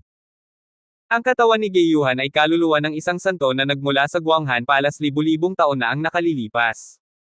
Ito ay isang biro na gusto ni Kazuo Koguchi na pumasok sa katawan ni Gayuhan kasama ang kanyang espiritual na kamalayan. Kung hindi ito supuin ng kapangyarihan ng langit at lupa, kalahati lang ang magagamit ng kapangyarihan ng santo, paano ito mahuhuli ni Kazuo Koguchi? Ngunit hindi natatakot si Gayuhan, kahit na mahuli siya ni Kazuo Koguchi, hindi magiging ganoon kadali ang pagpatay sa kanya. Tinitigan ni Kazuo Koguchi si Gayuhan, at tuluyang tumalikod na walang magawa at naglakad palabas. Hayaan mo akong bantayan siya, huwag mong hayaang makatakas siya, at walang ibang dapat hawakan, kung hindi ay kakainin mo ang mapait na bunga. Sinabi ni Kazuo Koguchi kay Onojiro. Plano niyang bumalik at ipatawag ang soul-searching master. Alam ni Kazuo Koguchi na ang katawan ni Gayuhan ay dapat na naglalaman ng napakalakas na kaluluwa. At ang kaluluwang ito ay malamang na umiral sa libu-libong taon, napakalakas na kaluluwa, wala siyang paraan upang sumuko, maaari lamang siyang bumalik at humingi ng tulong. Hindi nagtagal, inalis ni Kazuo Koguchi ang mga tao sa Daxia at bumalik sa isla na bansa. Ang pagkawala ni Gayuhan ay nagpabalisa kina Gullinger at Jirazo. Matagal na, pero hindi ko pa rin mahanap ang figure ni Gayuhan. Matapos malaman na nawawala si Gayuhan, hinanap siya ng buong Longmen, kasama ang pamilyang Ge, na ginawa ang kanilang makakaya. Walang nakakaalam ng tunay na pagkatao ni Geyuhan, at walang paraan para magsimula. Alam ni Gefuhay, ngunit hindi niya ito masabi, at hindi siya nang ahas na magsumbong sa elder ng clan. Mukhang si David lang ang makakahawak sa bagay na ito. Sa sandaling ito, mabilis na hinihigop ni David ang espiritual na kapangyarihan sa rebeltong bato. Hindi alam ni David kung bakit, ang paglaban ng orihinal na rebeltong bato ay ganap na naglaho, at ngayon ang batong rebeltong ito ay naging mapagkukunan para kay David at sa mga disipulong iyon ng Longmen. Sa loob lamang ng 10 araw, ang lakas ni David ay direktang humakbang sa kaharian ng isang third-class na dakilang marquis, ngunit gaano man ang pagsasanay ni David sa hinaharap, hindi niya maramdaman ang pagtaas ng kanyang lakas. Mukhang hindi sapat ang espiritual na kapangyarihan ng rebeltong bato na ito para suportahan ang paglilinang. Dahan-daw ang iminulat ni David ang kanyang mga mata. Nang makita niya ang rebeltong bato sa kanyang harapan ay medyo natigilan ang buong tao. Nakita niyang natatakpan ng makapal na bitek ang rebeltong bato, na para bang anumang oras ay babagsak ito. Kabanata 1598. Mukhang hindi magtatagal ang batong rebulto na ito. Hindi ko alam kung masusuportahan sila nito bago sila makalusot sa kaharian ng Marquis. Tumayo si David at naglakad palabas ng restricted area.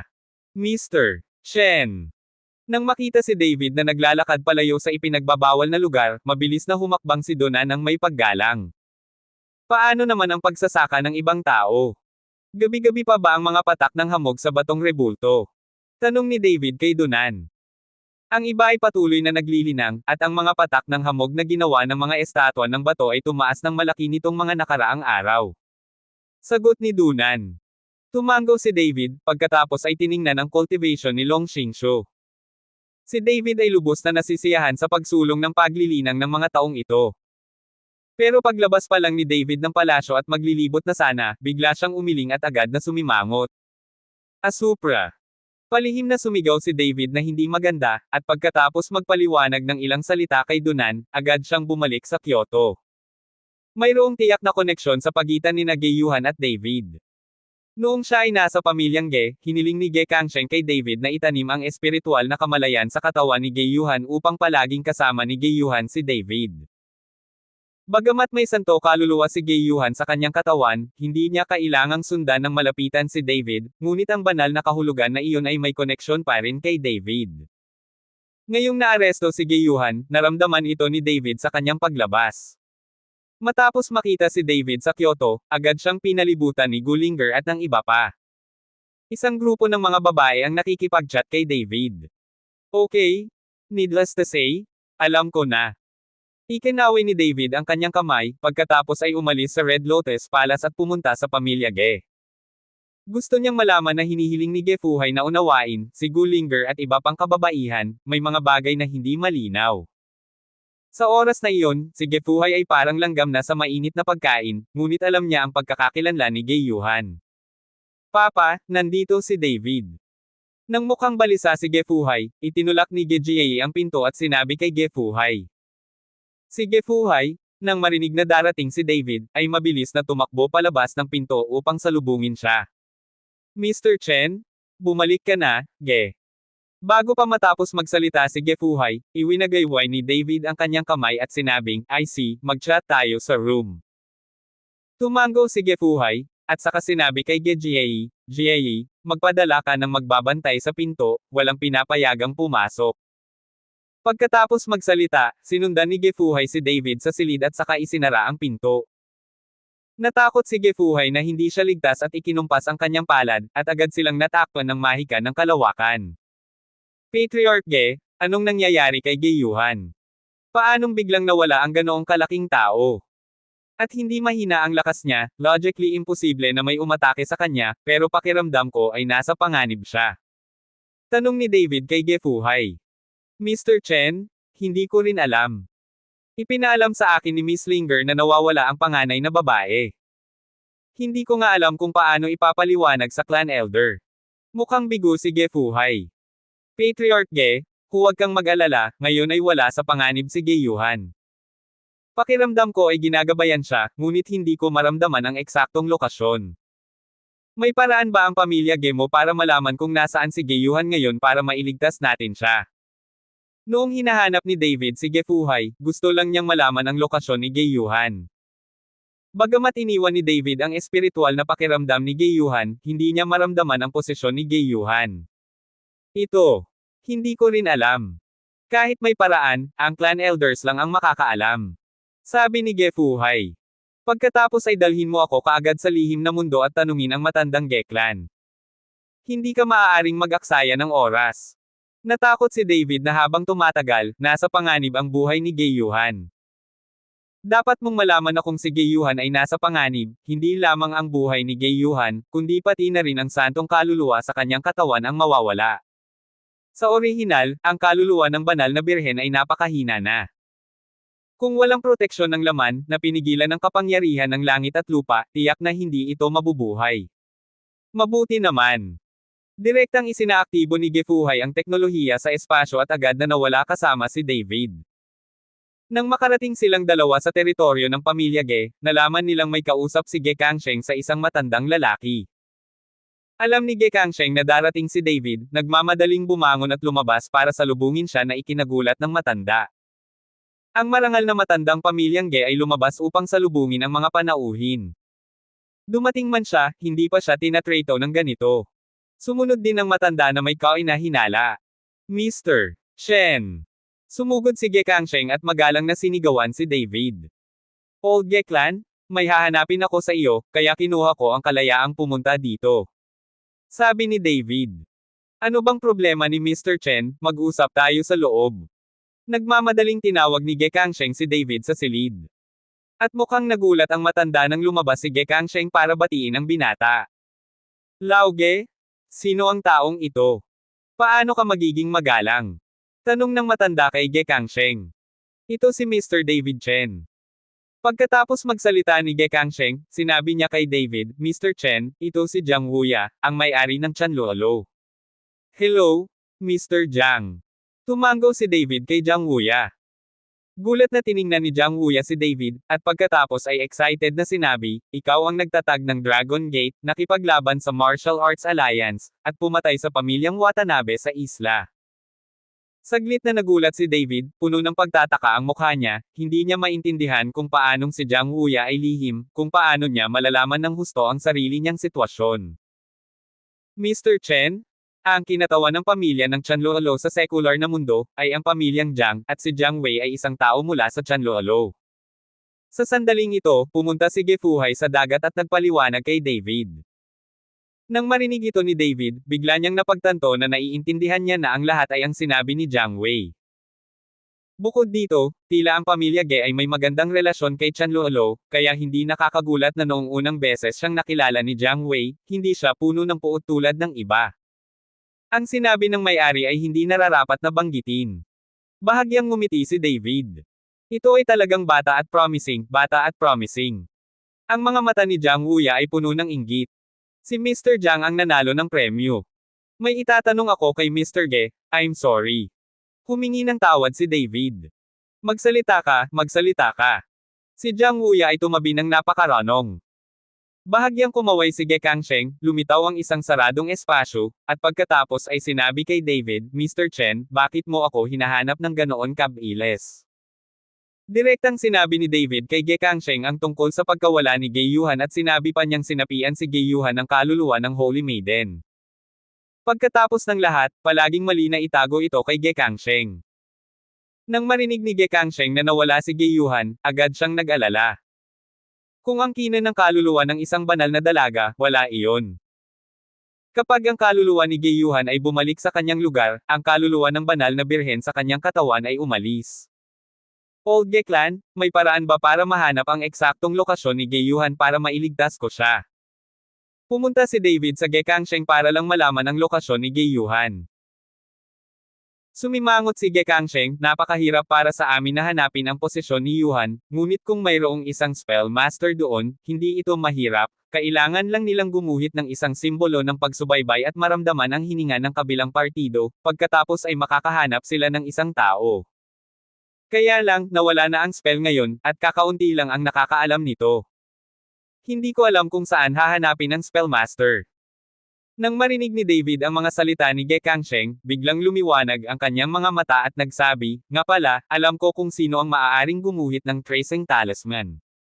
Naisip agad ni David si Humaz. Nang subaybayan ni Zujishan si David, hiniling niya kay Humaz na gumuhit ng tracker, kaya naman hindi nakatakas si David sa pagtugis ni Zujishan, gaano man siya nakatakas. Kabanata 1599. Sa pag-iisip nito, medyo nasa sabik at sabik si David na hanapin si Humaz. Nang makita ang nag-aapoy na tingin ni David, agad na humakbang si Jiang Wuya at sinabing, Brother David, may naranasan ka bang problema? Kung makatagpo ka ng anumang kahirapan, maaari kong hilingin sa pamilya Jiang na lumahok, akin na ang lahat, hindi mo kailangang maging magalang. Si Jiang Wuya ay nagpakita ng malaking interes kay David, at parang gusto niyang ipanalo si David. Salamat, Mr. Jiang, sa iyong kabaitan. Ito ay isang personal na bagay. Kung kinakailangan, pupunta ako sa pamilya ni Jiang. Pasasalamat na sabi ni David. Okay, magpapadala ako ng isang tao para ipaalam ang pamilya Jiang, basta magsalita ka, dapat silang sumunod. Ngumiti si Jiang Wuya. Pagkatapos magpaalam ni David kina Jiang Wuya at Ge Kangsheng, sinundan niya si Ge Fuhai pabalik ng Kyoto, habang si David ay nagmamadaling pumunta sa Baihai City nang walang tigil. Tinatayang nasa Wenru Village pa rin ang mga lingga. Nang dumating si David sa bahay ni Shen, si Humazi ay talagang napapaligiran ng dalawang dilag, at ang mukha ni Humazi ay hindi masyadong maganda. Nakikita ni David sa isang sulyap na ito ay dahil sa labis na pagpapalayaw. David, bakit ka nandito? Nang makita si David, kinawayan ni Humazi ang dalawang dilag at nagtatakang nagtanong. Kung hindi ako sasama, tinatayang mamamatay ka sa Wenru Village. Tingnan mo kung ano ka ngayon, wala ka talagang lakas. Walang magawang tumingin si David kay Humazi. Ngumiti si Humazi at sinabing, hindi mo naiintindihan, nililinang ko rin. Bigla kang pumunta dito, may kinalaman ka ba sa akin? Tumayo si Humazi at ginalaw ang kanyang mga kalamnan at sinabi. Gusto kong gumamit ka ng baka sa akin. Sabi ni David. Fuck! Sobrang manaubos ng flower tracking talisman, sinong sinusubaybayan mo? Tanong ni Humazi. Gayuhan, nawawala siya. Sagot ni David. Ano ba? Pwede pang mawala yung babaeng yun, nawala na ba? Tutal iba na yun thousands of years ago. Alam ni Humazi na ang katawan ni Gayuhan ay isang kaluluwa na nabuhay ng libu-libong taon. Hindi, pakiramdam ko ay nakakulong siya at nasa panganib, ngunit hindi ko mahanap ang eksaktong lokasyon niya. Seryosong sabi ni David. Nang makitang seryoso si David, tinanggihan din ni Humazi ang kanyang ngiti at bahagyang kumunat ang noo, napakalakas ng babaeng iyon, at ang taong makakaagaw sa kanya ay tiyak na hindi isang ordinaryong tao. May hinahabol ka ba sa kanyang hininga?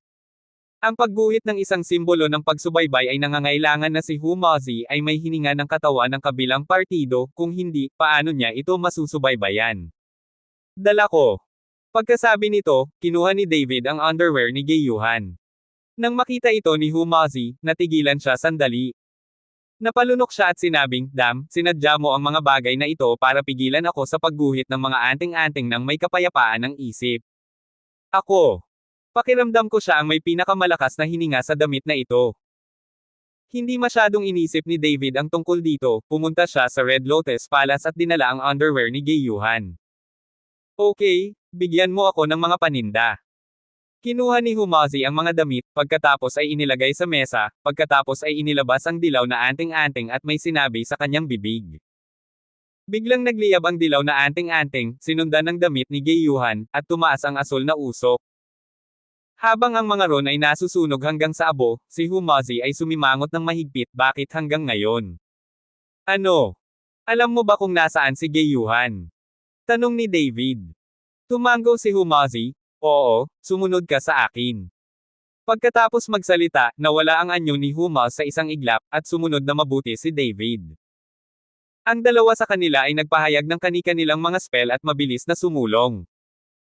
Sa bawat oras na madaanan ang isang tiyak na distansya, kukunin ni Humazi ang tracking talisman at susunugin ito upang matukoy ang eksaktong lokasyon ni Gayuhan. Di nagtagal, sinundan ni David si Humaz sa hindi mararating na gubat. Master Hu, hindi ka maaaring magkamali, paano mahuhuli ang mga tao dito? Tumingin si David sa tiwangwang na gubat sa paligid niya, medyo hindi makapaniwala. Don't worry. It's not wrong. Nagdududa ka pa ba sa akin? Tumingin si Humazi kay David. Hindi, huwag kang mag-alinlangan. Awkward na ngumiti si David, at saka sila nakarating sa gubat. Sinundan ni David si Humaz ng mahigit kalahating oras nang biglang huminto si David at direktang hinawakan si Humaz. Ano ito? Lumingon si Humazi at nagtanong. Si David ay gumawa ng isang tahimik na kilos, na nagpapahiwatig kay Humaz na hindi siya magsasalita, at pagkatapos ay ang hangganan ng kamalayan ay dahan-daang kumalat. Hindi nagtagal, napansin ni David na sa unahan ng gubat, may dalawang tao na direktang nagsama sa gubat. Kung hindi mo kailangang mapansin ito, mahirap hanapin. Ninja. Bahagyang kumunat ang noo ni David. Hindi niya akalain na may dalawang ninja mula sa isla ang biglang sumulpot sa ganoong lugar.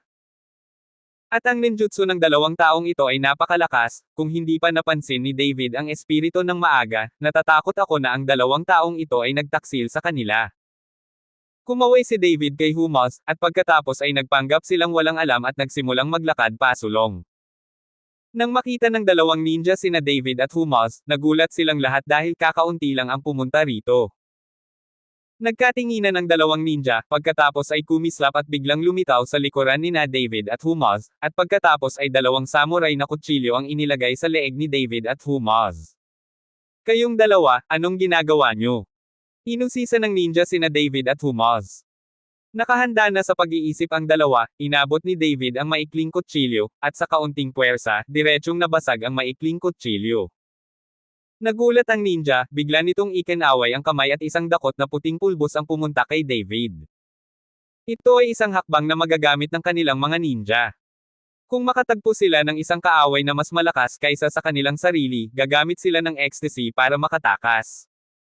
Ang kanilang pagkahumaling ay hindi nakakaapekto kay David. Tumawa si David, pagkatapos ay lumabas at direktang sinunggaban ng ninja. Nang makita ito, iwinagayway ng isa pang ninja ang maikling kutsilyo sa kanyang kamay, sinusubukang putulin ang ulo ni Humaz. Damn, akala ko madali akong asarin. Ang mukha ni Humaz ay nanlamig, at pagkatapos ay kumislap siya at agad na naghulog ng 3 spelling sa kanyang kamay. Nasunog ang 3 anting-anting, naging 3 ball ang apoy, at dumiretso sa ninja. Ang ninja ay hindi makaiwas sa oras, at ang kanyang katawan ay direktang nasunog. Dahil sa matinding sakit, gamulong ang ninja sa lupa, sinusubukang patayin ang apoy. Ngunit ang Humazi ay isang tunay na apoy, paano ito mapapatay ng ganoon kadali? Sa ganitong paraan, sinunog ng buhay ang ninja at naging coke. Isa pang ninja ang nakakita ng kalunos-lunos na eksenang ito, at ang kanyang katawan ay patuloy na nanginginig. Nagpumiglas siya ng husto, ngunit nalaman niyang hindi niya magagamit ang kanyang lakas, na para bang ang lakas sa kanyang katawan ay nabuklod. Sino ka? Bakit ka nandito?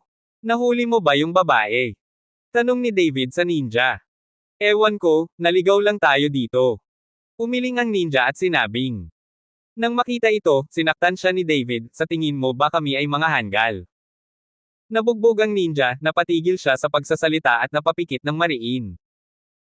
David, bantayan mo ako. Gagamitin ko ang bone-biting talisman para mas masahol pa sa kamatayan ang buhay niya, tingnan mo kung ibubukan niya ang bibig niya. Sabi ni Humazi, kinuha ang dilaw na anting-anting, at pagkatapos ay mabilis na hinayla ito. Nang makita ito, biglang naggot ang ninja ng kanyang mga ngipin, at pagkatapos ay nanlaki ang kanyang mga mata, at isang bibig ng itim na dugo ang bumulwak. Kabanata 1600. Nang makitang nagpakamatay ang ninja sa pamamagitan ng pagkuha ng lason, napasimangot si David. Mukhang hindi simple ang mga ito, napakahigpit ng disiplina, dahil nagpakamatay sila sa pamamagitan ng pagkuha ng lason, wala silang sinasabi.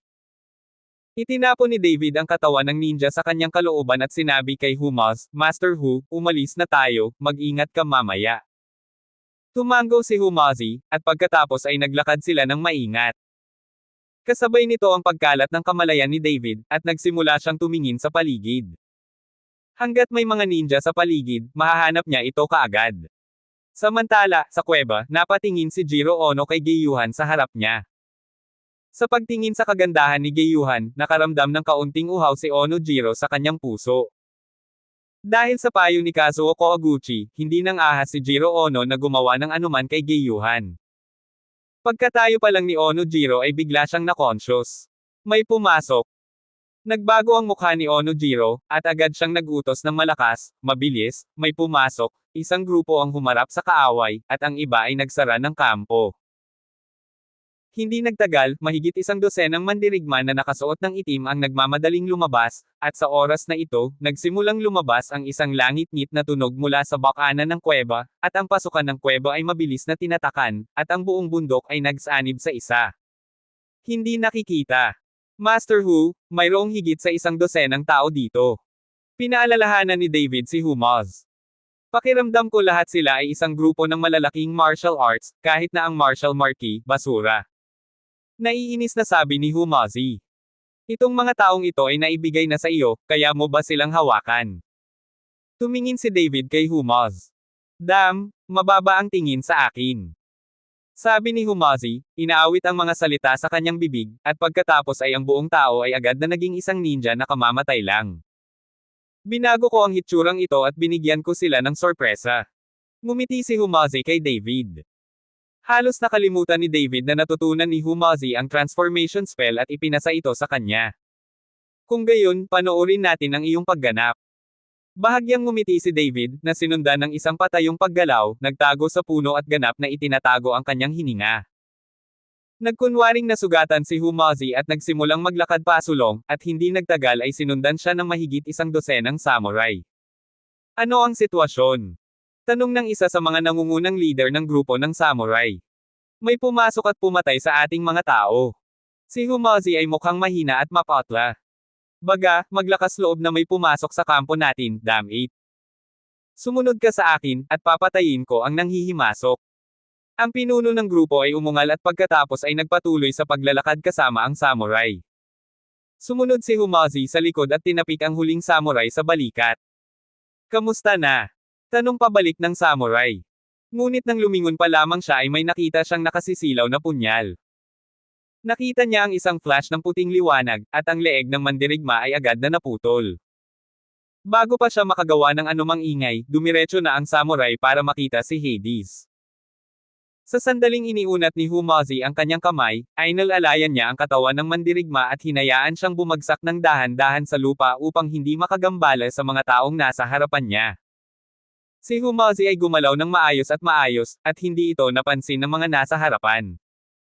At si Humazi ngayon ay parang sarili niyang tao, walang sino man ang nag-iingat sa kanya. Sa ganitong paraan, ginamit ni Humazi ang parehong pamamaraan upang patayin ang ilang magkakasunod na mandirigma, at si David, na nagtatago sa puno, ay halos tumawa ng malakas.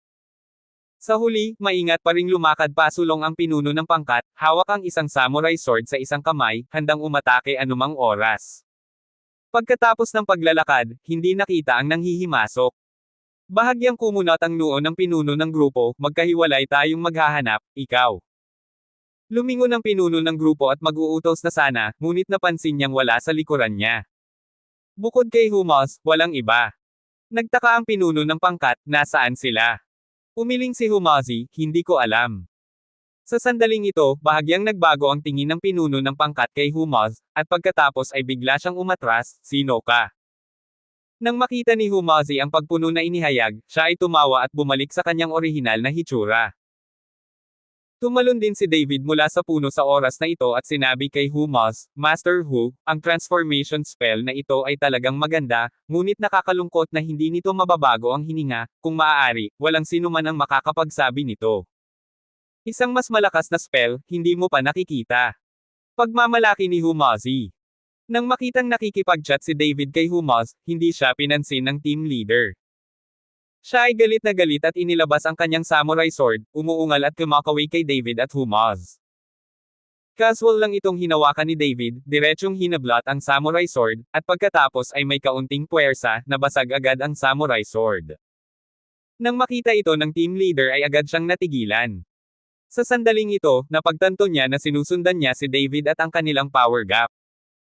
Tumalikod ang team leader at gustong tumakbo, ngunit natalo siya ni David sa suntok. Huling lalaki, huwag ipaubaya sa akin, hayaan mo akong magsaya. Tumingin si Humazi sa pinuno ng pangkat na binaril hanggang sa mamatay ni David at sinabing, sayang. Wala nang oras para magantala, alis na tayo dali. Mabilis na sumugod si David, at si Humazi ay sumunod na malapit sa likuran. Mabilis na nakarating ang dalawa sa paanan ng bundok. Pagtingin sa walang markang tuktok, bahagyang tumaas ang sulok ng bibig ni Ling Feng. Naisip ng mga lalaking iyon na kung ikamuflag nila ang pasukan sa butas, hindi ito mahahanap ni David. Sa ngayon, nailok na ng kamalayan ni David ang kanilang posisyon. Sa pagtingin sa bundok sa harap niya, nagsimulang kumislap ng gintong liwanag ang kamao ni David. Isang suntok agad ang sumunod. Boom! Nayanig ang buong bundok, at ang butas sa harap niya ay agad na bumukas. Anong nangyari?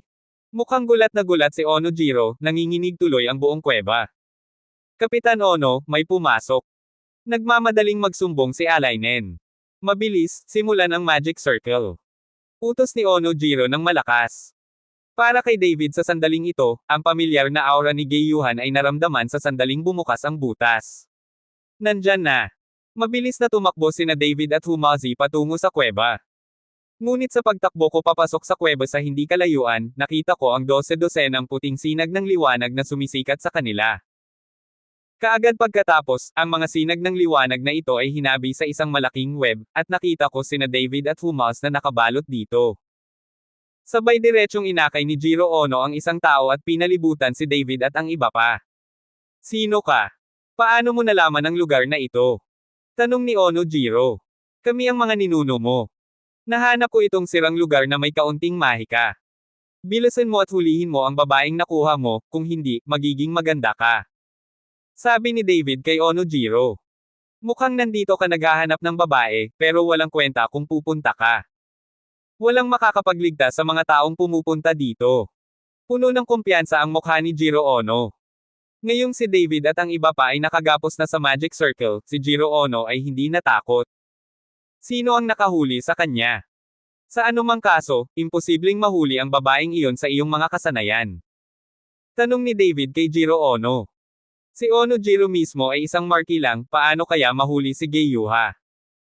Kahit na ang kapangyarihan ni Geiyuhan ay napigilan, maaari rin niyang gamitin ang kapangyarihan ng Great Wow, na hindi maihahambing kay Onojiro. Ngayong alam mo na kung sino ang nakahuli nito, ano ang magagawa mo? Malapit na kayong mamatay. Malamig na ngumiti si Onojiro at walang sinabi. Bakit, preso tayong lahat? You dare not say that. Sinabi ba sa'yo ng amo mo? Tumingin si David kay Jiro Ono na may mapanuksong ekspresyon. Sinadya niyang galitin si Jiro Ono, at gusto ni David na malaman kung sino ang makakaaresto kay Geiyuhan. Nang makita ni David ang mga islang mandirigma na ito, talagang may hula siya sa kanyang puso, ngunit nais niyang tiyakin na tama ang kanyang hula. Ano bang sasabihin ko sa'yo? Nahuli ni Kowaguchi sama yung babaeng yon, parang may sikreto yung babae. Walang babala na sabi ni Onojiro. Anyway, malapit nang mamatay si David at ang iba pa, kaya okay lang na sabihin sa kanila. Si Kazuo Kowaguchi talaga, at siya lang ang makakahuli kay Yuhan dito. Bahagyang naningkit ang mga mata ni David, at may malamig na kinang sa kanyang mga mata. Bakit kayong mga taga-isla dito naglalagay ng mga base? Tanong ni David kay Jiro Ono. Ang mga mandirigmang ito sa isla ay dapat magkaroon ng intensyon na palihim na magtayo ng base sa lugar ng Daxia. Abangan ang mga susunod pang kabanata ng David Chen, ang lalaking walang katulad. For more updates, please subscribe to my YouTube channel and don't forget to like and share. Thanks for your support.